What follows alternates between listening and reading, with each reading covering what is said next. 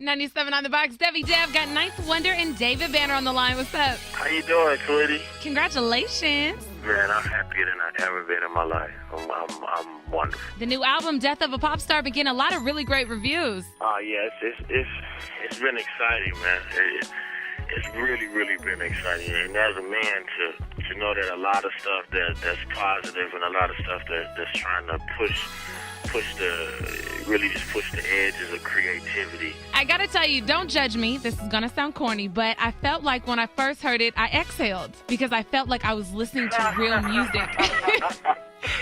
That's dope. Don't judge me. Ninth, you there? I think that's our moniker, man, really. And then I was gonna say on top of that, D, like for it to be Houston, for it to be Texas, and that's always been a part of my career, and we came through that with some heavy records. I mean, from everybody that I deal with, from me and Chameleonaire, me and Flip, me and Pimp C, me and Bun B, just UGK period, just like me and Devin, that's just like me and Face, me and Uncle Scarface. It's so many artists that have been behind me and been through and a part of my career, man.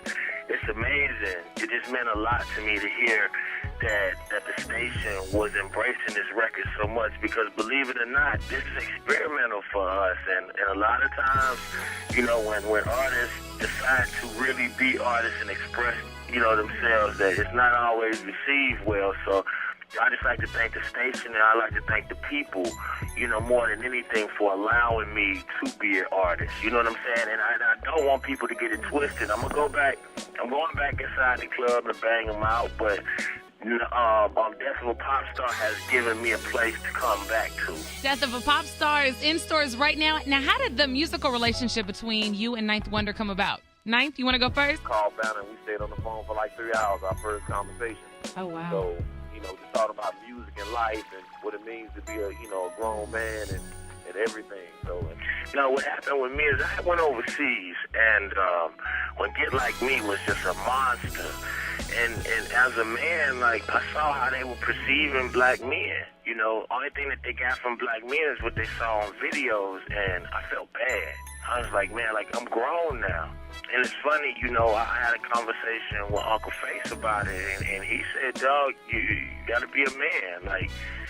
Do what you feel, and if it's real, people will follow you. Right. And that's what I did, man. So I went, and when I talked to Ninth Wonder, we sat on the phone for 3 hours about the state of not just black men, but poor people in America, period, especially in the South. You look at the war, it's predominantly Southern black men or Southern men of culture, whether it's white, Latino, whatever it may end up being.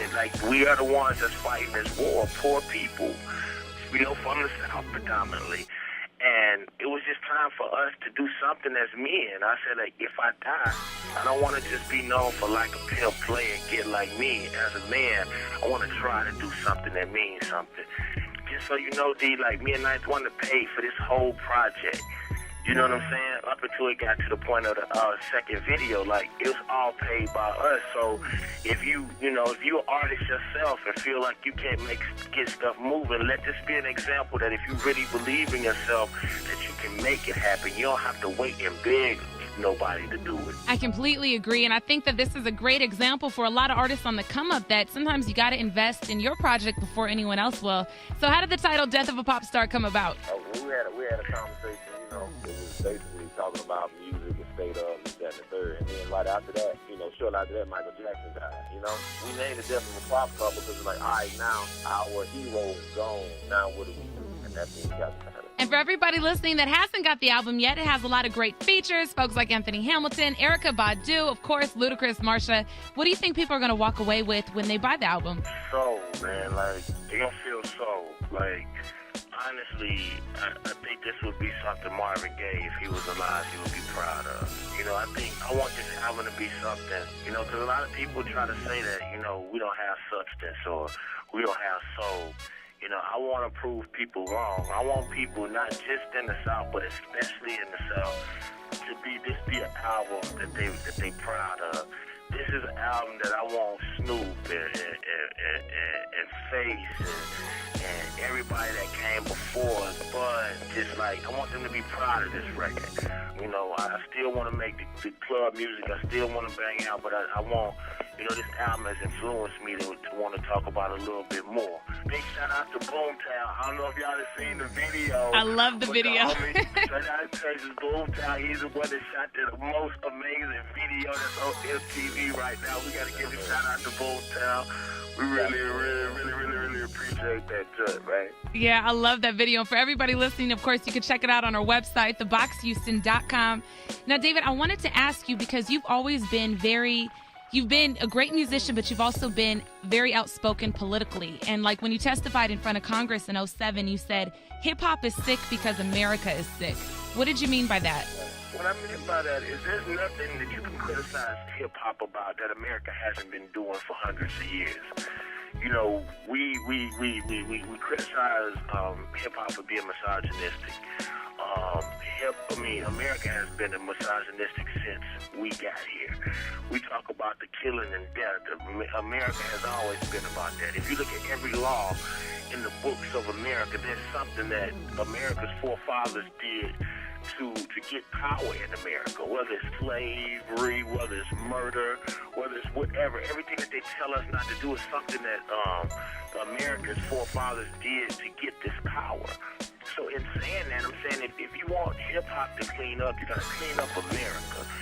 If you don't want us to talk about the stuff that we talk about in our songs, clean our hoods up. Get these kids something to do. Stop pointing at the problems. And like for me as a black man, I have an opportunity and I have a voice and I come from the hood. So you can't tell me my people are savage. My people are hungry. My people would work if they had opportunities to get jobs. If kids saw the same way when they look at a dope dealer, they see, well, he got money, he got a car, so I know if I do that, I can get that.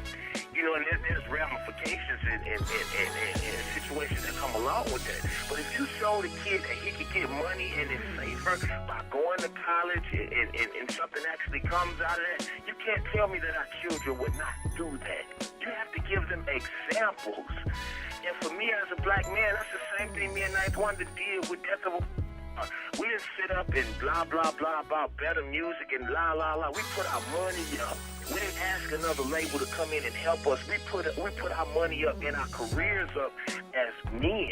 And that's just how I feel right now, dude. Like, it's nothing more than what's really happening. America is sick. You know, people are hungry and doing the things that they do because it's a recession. Yeah. You understand what I'm saying? Definitely. Like, people are looking at all these beats and rap. We're at war as a nation. Everybody say rappers are all about money. Was our last president not just about money? So, like, for me, man, don't blame it on the rappers. Blame it on America's society. You look at these, you talk about misogynistic, you look at all of these commercials, you look at football, you don't need women half naked on the side of a sideline to help a grown man run a football. That's misogynistic. When you look at a Barbasol commercial, we don't need women popping out the bottle half naked, even though I would love women popping out the bottle when I use my Barbasol. But that's misogynistic.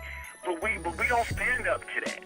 Look at the movies and where they place women at. Women ain't got to be half naked in order to be actors, but that's what actresses, I'm sorry, but that's what we do, but we're scared of that because we want to blame it all on young black and Latino men. Right. Well, we're not the problem, and America knows it, but that's easy for them to blame it on the kids. I'm not going to blame it on the kids. It's my fault. Well, you definitely... I got a woosah. Yeah, take a deep breath. No, but, I mean, you're completely right on every point that you make. Now, I also heard that you guys were coming out with a comic book. Is that right? Yeah, we actually are coming out with a comic book. And before I forget it, just let me say this real quick, D. Mm-hmm. There's going to be a Screwed and Chop version of the album in about 2 months. Swisher House, Michael Watts is working on it right now. Wow. As we speak, he's working on the album, so everybody know that it is happening. But there is a comic book that comes along with it. It's loosely based on me and Ninth Wonder, and my character is dealing with his family was rumored to be direct descendants of God. But, you know, right now he's a rapper from the hood, and he's dealing with the fact that if I am a direct descendant of God, then the way that I act is going to have to change. I'm scared of y'all. All this creativity, I feel like next time you go to the studio, you're going to spontaneously combust. Like, so much going on when the two of you get together. And shout out to my man, For real, D, Paul we thank y'all, though, man. Just seriously, bro, because at the end of the day, we know what we're trying to do. This is a movement, and this is just because this is something that we feel and something that God put on our heart doesn't mean that it's something that necessarily that people have to be a part of. And the one thing that me and Ninth said is, like, as much social commentary as we had, the album is jamming. So y'all ain't got to worry about, you know, people just sitting up preaching to you. It ain't that kind of album. The album is jamming. We just happen to be talking about something in the lyrics. So, like, we not asking y'all to do us no favors and go pick it up because it's political or it's emotional or all that. No, the album is jamming besides that. Just go pick up the album. You go to iTunes right now and pick it up if you can't get it because they're saying it's selling out everywhere that they go. Wow. Just don't bootleg the shit, man. Pick up the real album. Yeah, don't bootleg it. 3 extra songs on it, too. You can always download it on iTunes once you pay for it, and then you got the Michael 5000 watts version coming out, chopped and screw, baby. Now, I asked a lot of our followers on Twitter, twitter.com/979thebox, if they had questions for you guys. So at Santas_baby says, what has been your most rewarding experience since you started in music? I'm glad that people do walk up to me and be like, oh, David. No. Honestly, the best day of my life happened 3 days ago. My Heal the Hood organization has been doing a toy drive. Well, been giving toys away since Katrina. And this last Heal the Hood drive was the best ever, dude. We were able to help 100 families and give them full Christmases. I mean, bikes and real toys that the kids could play amongst any, you know, regardless of what level of friends they have that they can be proud of. And we were able to give, you know, mothers gift bags and shopping cards, things that they can go out. And I'll give you an example. We made sure that we researched all the families and that these were really families that needed, not just, you know, people who were not up on their game or who weren't doing the things they're supposed to. These are family. I'll give you an example. There was one lady who her sister had 12 kids and her sister died. And the sister, she already had kids of her own. So I was like, even if she had one kid, that's 13 kids. Wow. And, dude, to see the look in their eyes, man, I never felt that way in my life. I literally felt like I was walking on air to be able to help people and to know that it's needed and that you did something in somebody's life to help just lighten their load a little bit. And the fact that God has given me the finances and given me the opportunity to help people means more than anything in the world ever. So awesome. Well, another question that a lot of people on Twitter asked actually was, when are you getting back in the movies? I'm in a really, really good movie called The Confidant with me, Boris Kojo, and Kenya Moore. People are going crazy over the movie. Like, you can get it on iTunes right now. It's called The Confidant. I also did a movie with Forrest Whitaker and Adrian Brody that's called The Experiment. Acting is something that I want to do for the rest of my life. And just so that people will know that I'm already blessed. I have just opened up a music for advertisement agency in LA where we do commercials and we score movies. I don't know if y'all knew it. I'm nominated for a Grammy for the Gatorade commercial. If y'all heard it, if you want a revolution, only solution evolve. I produced and wrote that. Wow. And also I just finished Capcom. I did the lead dance sequence for the Gatorade. For the Footloose movie, the new Footloose movie that's coming out. I did the trailer music for the Megamind cartoon with Brad Pitt and Will Ferrell. So it's like God is good. So we're gonna start making our own movies. So yes. Oh, you getting it in? Well, you know, Ninth Wonder, David Banner, throw me in the next movie, and we all be good. We will all be good.